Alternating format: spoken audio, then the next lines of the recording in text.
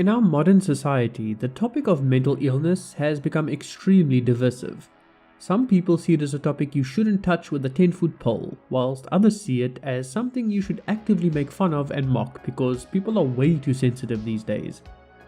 Regardless of where you are on this spectrum, you can't really deny that this has become a touchy subject overall. And to actively include mental illness as a theme in your fiction would seem to be just inviting criticism and scorn the moment you even come close to sensitive issues. Yet, despite this, Brandon Sanderson has been able to create multiple works of fiction, many of which have been genre-defining, while still heavily making use of characters that suffer from a myriad of mental health issues. Despite the sensitive nature, Sanderson has managed to incorporate mental illness without jeopardizing his career or even creating a major backlash. So how does he do it? What does he do that allows him the ability to approach this sensitive topic without creating major waves? In fact, how does he do it and get praised for it? I'd like to briefly theorize on this topic and see what we can learn about Sanderson's methods for approaching mental illness in fiction. First, however, we must define what exactly we mean when we talk about mental illness.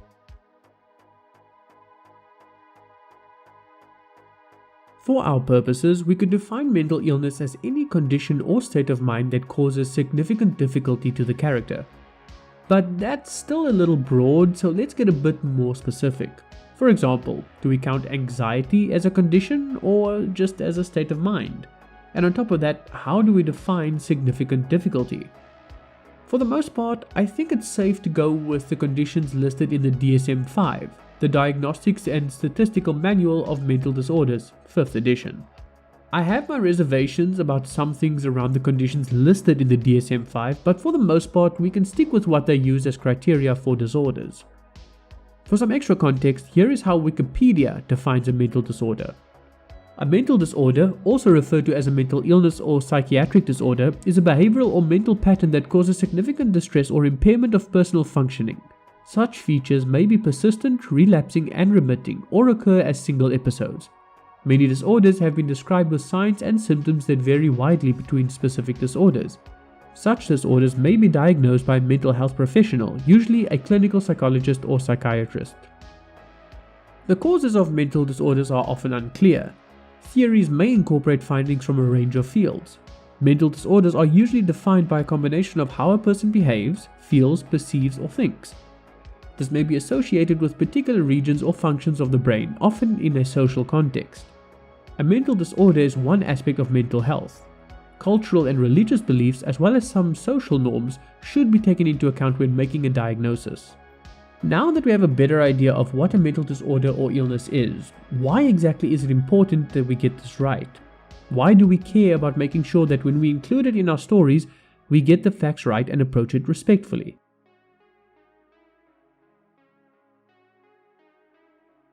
Ignoring any appeals to emotion, sincerity, and empathy, what is the most practical and pragmatic reason for getting it right when you write about mental illness? Why should you put in the effort when you might not really care about things like feelings, empathy, and the like? Well, while I would encourage you to still think about it in empathetic terms, the most practical reason for putting in the effort would be purely in the pursuit of accuracy. Think about it. If you're writing fantasy, then you're automatically in a made-up world with made-up rules. Your reader is going to have to suspend disbelief on a lot of things already, so everything you do to bring them back to reality will serve you well. Sure, you have dragons, but if you're realistic about, say, castles and what knights would wear, then it helps ground your fantasy story more in reality. It becomes more immersive and by extension makes your reader care more. So by being accurate when it comes to mental illness, especially when a lot of people in the world experiences it or knows someone who does, it'll go a long way to just ground your story in reality. Now, I think the pragmatic answer should be more than enough to get you on the side of getting it right, but there is more to it than pure practicality. I, for one, think there is incredible benefit in doing it for empathetic reasons. Getting it right because you genuinely care will ensure you actually get it as accurate as you can, but it'll also endear you to the readers who can tell that you put in genuine effort. And when readers can tell that you genuinely care, they go from casual readers to dedicated fans. And dedicated fans are fans who begin advocating for your stories and spreading your message as much as they can. Continuing in that vein, another important reason to get it right is to build connections between yourself and your reader. On top of that, you also want to be more inclusive and open for new readers who find your work. The author-reader relationship is incredibly important and makes a major difference between fandoms. Just think about the size and fervor of the Sanderson fanbase and how connected we are to Brandon as an author. He's built a fandom so strong that he broke Kickstarter records when he just announced an unexpected side project he'd been working on. That's something he built because he cared, and he showed his fans that he genuinely cares on top of putting in maximum effort to write good stories. And beyond that, becoming empathetic is also important for your own development as a good and well-rounded person. We're a social species, and there is tremendous value in learning to care about other people and the struggles they go through. Now that's totally up to you, and you can choose not to care. Just be aware of what I said. We're a social species, so if you act in an antisocial manner, people will generally punish it somehow. Whether they boycott your stories or actively look to bring you down a peg. I'm not saying you should live in fear, just be aware of how your actions and intentions will be received and reciprocated by other people. But now that we know why it's important to get it right, let's look at some examples and then how Sanderson goes about getting his ducks in a row when it comes to mental disorders.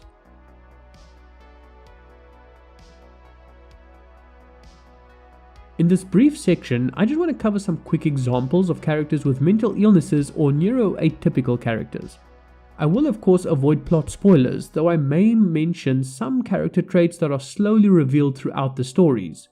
If you don't want any character traits revealed at all, then you may want to skip ahead, but I will avoid any major character revelations and discussions about major events.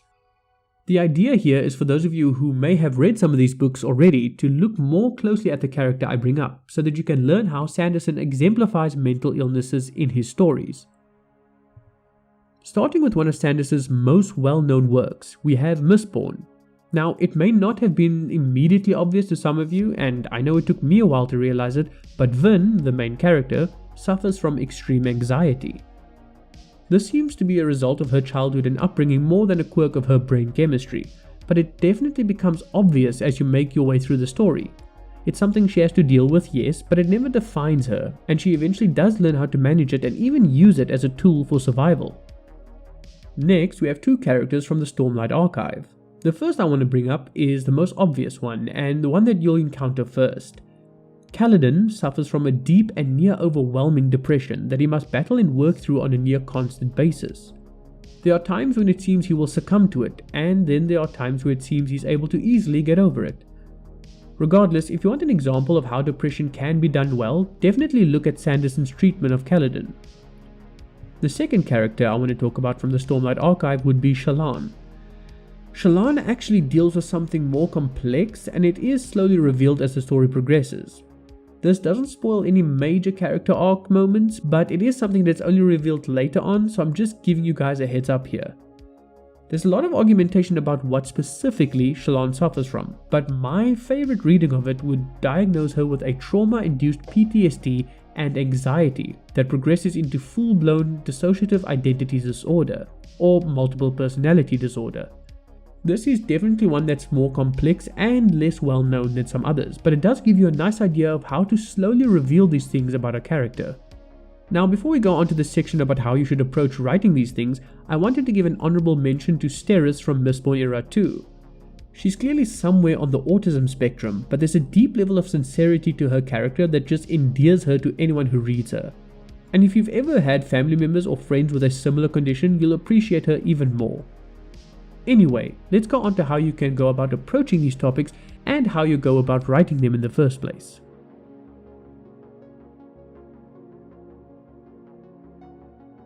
I've watched and rewatched hundreds of hours of Brandon Sanderson's talks, whether it's his interviews, Q&A sessions, fun live streams, or writing lectures.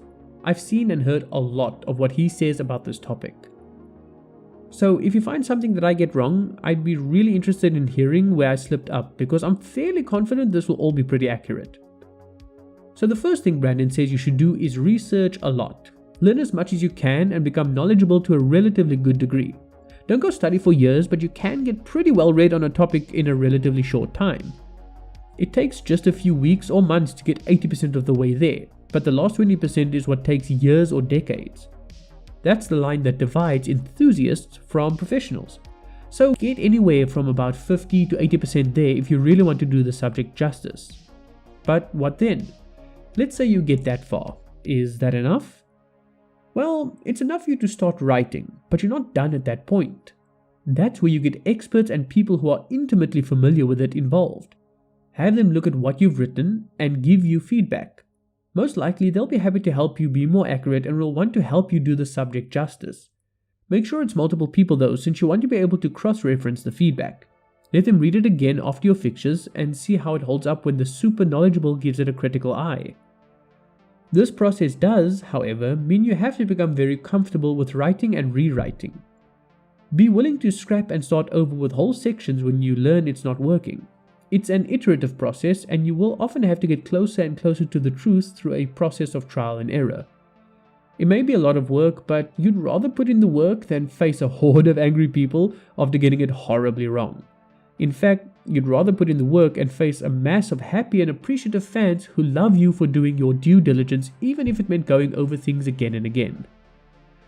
But even if you go through all this, you have to be willing to accept that you can't please everyone. Maybe you get something wrong, or maybe you just don't account for every possible aspect of a given mental disorder. Odds are there will still be some criticism levied your way despite your best efforts and intentions. The best response is to listen to what they have to say and consider it based on your best available information and your best intentions.